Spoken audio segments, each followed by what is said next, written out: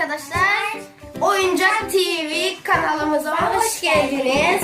Bugün sizlerle birlikte Play-Doh Doktor Drill'in Doktor Drill açacağız. Gördüğünüz gibi. diş seti.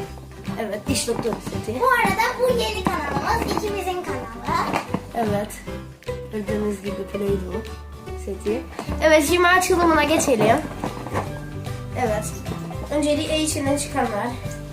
Kamerayı alayım. Tabii ki de alacağım. Evet. Evet, ben Şöyle. açıyorum. Şöyle aç ki gözüksün.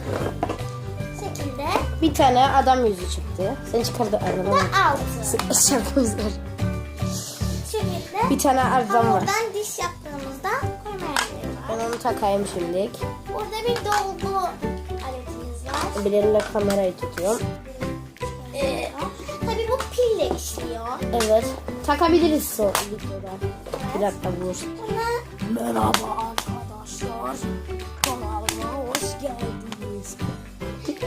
burada bir Bunu da kalıp göstereyim var. yakından. Dişleri Şöyle. burada yapıyoruz. Evet. Bu set bende eskiden vardı küçükken. Bu galiba yenilenmiş bu set. Ben 4 yaşında falan vardı. Bu arada ben 12 yaşındayım. Ben de 9 yaşındayım. Evet, gördüğünüz gibi Play-Doh. Burada bir tane daha Play-Doh var. Play-Doh, do, do, do, do, do, do. 2 tane Bir tane. beyaz.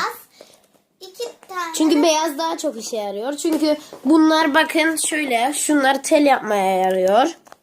Şunlar ise diş. Ama kırmızı ya da yeşil ya da çürük diş yapabilirsiniz isterseniz. Ama siyah çıkardı bende eskiden de.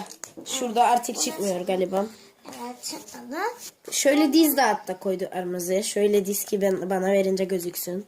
Şöyle dizelim. Burada diş, Bizim bay bilmiş olsun mu? diş aletlerimiz var. Evet, gördüğünüz gibi şurada bir tane cımbız var. Bu arada isterseniz bunun bendeki eski versiyonunu da tanıtabiliriz. Evet. Çok eskide almıştım. Bu arada bu kaç TL? Kaç TL tutmuştu? Biliyorsun. Yazmıyor. 60 ya da 60-40 aralarında. Ha.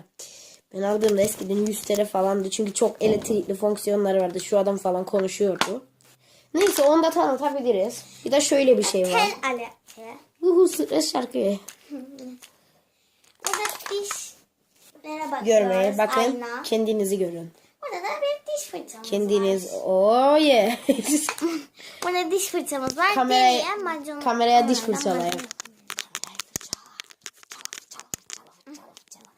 Temizlensin kamera. Evet, gördüğünüz gibi şöyle çıktı setin içinden. Bu Şöyle. şekilde setimiz. İsterseniz bu videoyu beğenirsiniz. Oyununu da Evet. çekebiliriz.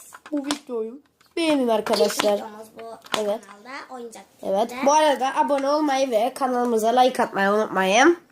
Görüşürüz. Bay bay.